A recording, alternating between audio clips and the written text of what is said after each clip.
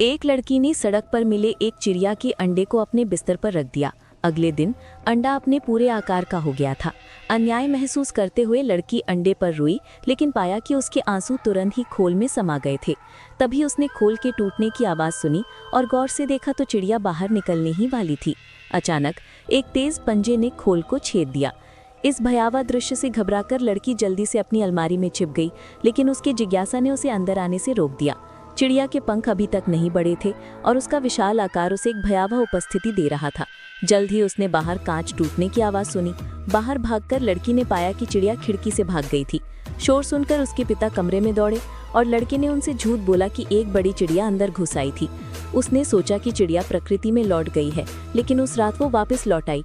लड़की चौंक गई, बार बार पीछे हट गई। अचानक उसे एहसास हुआ कि चिड़िया का कोई बुरा इरादा नहीं था। उसने अपने चुभे हुए हाथ को दयनीय भाव से देखा। लड़की कांप उठी जब उसने चुभे हुए हाथ को बाहर निकालने में मदद की। चिड़िया की चीख सुनकर वो चौंक गई और उसने तुरंत ही अपनी आंखें ढक लीं। तभी चिड़िया ने भी उसकी नकल की। तभी लड़की को एहसास हुआ कि चिड़िया उसे अपनी माँ समझ रही थी। लड़की जो हमेशा से एक कुत्ता चाहती थी, उसे उसकी माँ ने ऐसा करने से रोका था। चिड़िया जैसी शक्ल के बावजूद वो उसे एक पालतू जानवर की तरह पालती थी और उसे नियमित रूप से नहलाती थी। उसे क्या पता था कि चिड़िया कोई प्यारा सा पालतू जानवर नहीं बल्कि एक राक्षस है। एक दिन जब लड़की सो रही थी तो पड़ोसी के कुत्ते ने उसे बेचैन कर दिया। चिड़िया उसकी झुंझलाहट को भांपकर रेंगकर आंगन में आ गई। थोड़ी देर बाद लड़की ने पलटकर देखा तो पड़ोसी का कुत्ता उसके तकिए के पास मरा पड़ा था। किसी की नजर न लगे इसके लिए लड़की ने चुपचाप कुत्ते को बगीचे में दफना दिया, लेकिन उसका छोटा भाई जो उससे प्यार पाने की होड़ में था ये सब देख लेता। छोटा भाई अपने पिता के साथ अपनी बहन के कमरे में घुस गया, उसकी पोल खोलने के इरादे से। उसने पक्षी को बिस्तर के नीचे छिपा दिया। उसकी चोंच को कसकर पकड़ रखा था ताकि वो कोई आवाज़ ना करे और उसे केवल आंशिक रूप से ही दिखाया ताकि अपने पिता से पूछ सके कि क्या कुछ गड़बड़ है। पिता ने चादरों पर थोड़ा खून देखा, मानो कुछ समझ गए हों, और अपनी बेटी को शर्मिंदा होने से बचाने के लिए तुरंत अपने भाई को कमरे से बाहर खींच लिया। माँ जो एक व्यावसायिक यात्रा से लौट रही थी, उसने लड़की को वो गुलाबी कंघी दी थी जिसका उसे बेसब्री से इंतजार था। छोटे भाई ने इस उपहार से क्रोधित होकर कुत्ते का शव खोदकर अपने माता पिता के सामने फेंक दिया, ये कहते हुए कि उसकी बहन ने पड़ोसी के कुत्ते को मार डाला है। हालांकि उसके माता पिता को विश्वास नहीं था कि उसकी बहन जो एक उच्च प्राप्त छात्रा थी ऐसा कुछ करेगी, इसलिए उसने उसे अपने कमरे में वापस जाने और अपने किए पर विचार करने के लिए कहा। हालांकि पक्षी की दुर्गंध ने माँ का ध्यान खींचा। लड़की डर गई। उसे डर था कि उसकी माँ उसके गुप्त मुर्गी पालन का पता लगा लेगी। बेडरूम में प्रवेश करते ही पोमेरेनियन को तुरंत एक दुर्गंध युक्त बासी गंध का एहसास हुआ।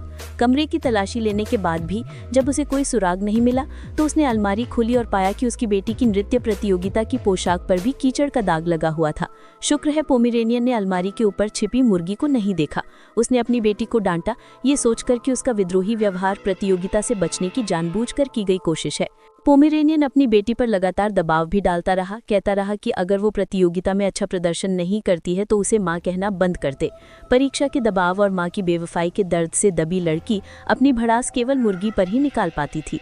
वो हर दिन ध्यान से मुर्गी को खिलाती थी, उसके साथ अपने दुख साझा करती थी और यहाँ तक कि अपने कपड़े भी पहनाती थी, इस उम्मीद में कि वो अब और आज़ाद हो जाएगी।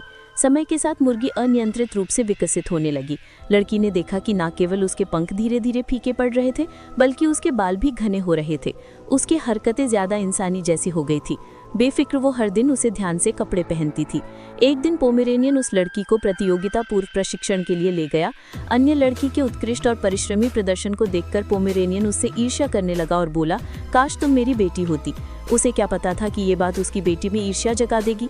इसी बीच वो चिड़िया जो अब लड़की की चिड़िया बन गई थी, बंद अलमारी तोड़कर सड़क पर दौड़ पड़ी। वो लड़की की सहपाठी के पीछे पहुंचे और अपनी मालकिन की समस्या का समाधान करने के लिए तैयार हो गई। लड़की का चिड़िया के साथ एक दूर संवेदी संबंध था और वो उसकी हरकतों को पूरी तरह भांप रही थी। जैसे ही चिड़िया ने अपनी सहपाठी पर हमला किया, लड़की कांप उठी। ये देखकर पोमेरेनियन को लगा कि प्रतियोगिता से पहले उसकी बेटी बहुत ज्यादा दबाव में है। लड़के ने पोमेरेनियन को अपनी सहपाठी की हत्या का सच नहीं बताया, क्योंकि उसके मन में पहले से ही एक भयावह विचार था, अगर उसकी सहपाठी फिर से नहीं आई तो सारा यश उसी का होगा। जब लड़की घर लौटी तो उसने देखा कि चिड़िया गायब हो चुकी थी और उसकी चोंच पूरी तरह से गिर चुकी थी। उसे क्या पता था कि वो चिड़िया इंसान की तरह विकसित हो गई है और एक और लड़की बनने वाली है। अगले दिन पोमेरेनियन ने अपनी बेटी को बताया कि उसने धोखा नहीं दिया है, दरअसल उसके पिता के साथ उसकी शादी नाम मात्र की ही थी। उनका तलाक हो चुका था और वो साथ रह रहे थे ताकि वो अपनी परीक्षाओं पर ध्यान केंद्रित कर सके। अब चाचा उन्हें अपने साथ रखना चाहते थे, इसलिए पोमेरेनियन अपनी बेटी की मर्जी के बिना उसके प्रेमी टेडी के साथ रहने लगी, जिसका एक छोटा बेटा था। लड़की अपनी माँ के नए परिवार को स्वीकार नहीं कर पा रही थी और केवल बर्डी ही उसकी परवाह करती थी, उसे गोद में लिए और दिलासा देती थी। उस रात बर्डी भी उस लड़की के साथ उसके नए घर में रहने लगी। तब तक बर्डी लगभग हूबहू उसके जैसी हो गई थी। अगले दिन टेडी ने लड़की के कमरे के अंदर से अजीबोगरीब आवाजें सुनी और जांच करने की कोशिश की, लेकिन उसने दरवाजा मजबूती से पकड़ रखा था। इससे बूढ़ा वांग और भी चिंतित हो गया, इसलिए वो अंदर घुसा और देखा कि बर्डी जमीन पर पड़ी है। घबराहट में बूढ़े वांग का हाथ दरवाजे में फंस गया। उसे ऐसा लग रहा था जैसे वो टीना को देख रहा हो, लेकिन वो टीना जैसी नहीं लग रही थी। वो चाहता था कि टीना उसे समझाए, लेकिन वो माफी मांगने के अलावा कुछ नहीं बोली। उसकी परेशानी देखकर बूढ़े वांग ने उससे कोई सवाल नहीं किया, बल्कि उसे धीरे से दिलासा दिया। जल्द ही उसकी माँ उसे प्रतियोगिता में ले गई और जाने से पहले उसे चालों का अभ्यास करने दिया। लाओ वांग के सौम्य व्यवहार के विपरीत उसकी माँ ने अपनी बेटी की सामान्य गलतियों के लिए कोई धैर्य नहीं दिखाया, बल्कि उसने लाओ वांग के बच्चे के साथ अत्यंत सावधानी से व्यवहार किया, जिसे टीना ईर्ष्या करने लगी। पक्षी मानव उसकी भावनाओं को भांपकर खिड़की के पास खड़े होकर बच्चे को घूरने लगा। टीना को एहसास हुआ कि कुछ गड़बड़ है। उसने लाओ वांग से बच्चे को अपने साथ लाने के लिए कहा। बेशक ये कारगर नहीं हुआ। प्रतियोगिता में पहुंचकर टीना को प्रतियोगिता में कोई दिलचस्पी नहीं थी। उसे पक्षी मानव को बच्चे पर हमला करने से रोकने का कोई तरीका ढूंढना था। इसी बीच पक्षी मानव पहले ही बच्चे के कमरे में पहुंच गया था, कुल्हाड़ी लेकर आ रहा था। टीना ने पक्षी मानव की उपस्थिति को भांप लिया। बच्चे को बचाने की अपनी निर्णायक कोशिश में वो क्षैतिज पट्टी से गिर गया और उसकी कलाई में चोट लग गई। दर्द से करहाते हुए पक्षी मानव ने कुल्हाड़ी गिरा दी। शोर सुनकर बूढ़ा वांग जल्दी से ऊपर गया और देखा कि टीना खिड़की की चौखट से कूद गई है। जमीन पर पड़ी कुल्हाड़ी देखकर वो डर से कांप उठी। टीना को अपनी चोट के कारण प्रतियोगिता से हटना पड़ा। उसकी मां ने उसकी चोट के बारे में कुछ नहीं पूछा, बस दूसरे माता पिता को एक बनावटी मुस्कान देकर चेहरे पर निराशा के भाव लिए वहां से चली गई। उसने सोचा कि बूढ़ा वांग उसे दिलासा दे सकता है, लेकिन उसने उसे और उसकी बेटी को बाहर जाने को कहा।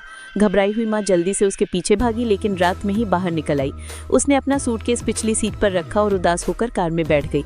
वो टीना को दिलासा देने ही वाली थी।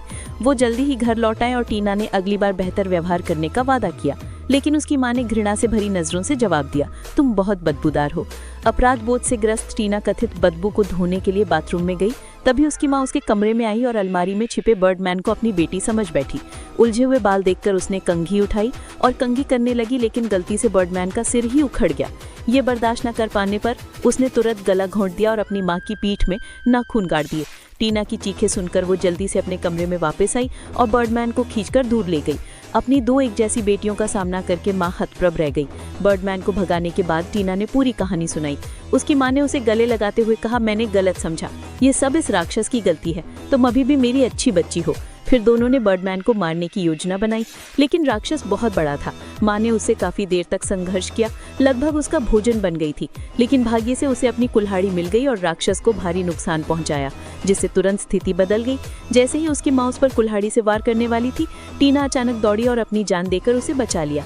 उनके साथ बिताए गए लंबे समय ने टीना को उस पक्षी मानव को अपने जीवन का हिस्सा बना दिया था।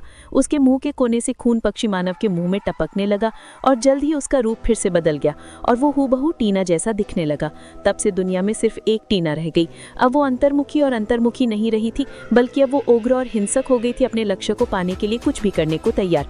टीना की माँ, जो पहले व्यथित थी, राहत भरी नजरों से ये दृश्य देख रही थी। शायद भविष्य की टीना उसकी कल्पना में उसकी बेटी की छवि से ज्यादा मिलती जलती होगी।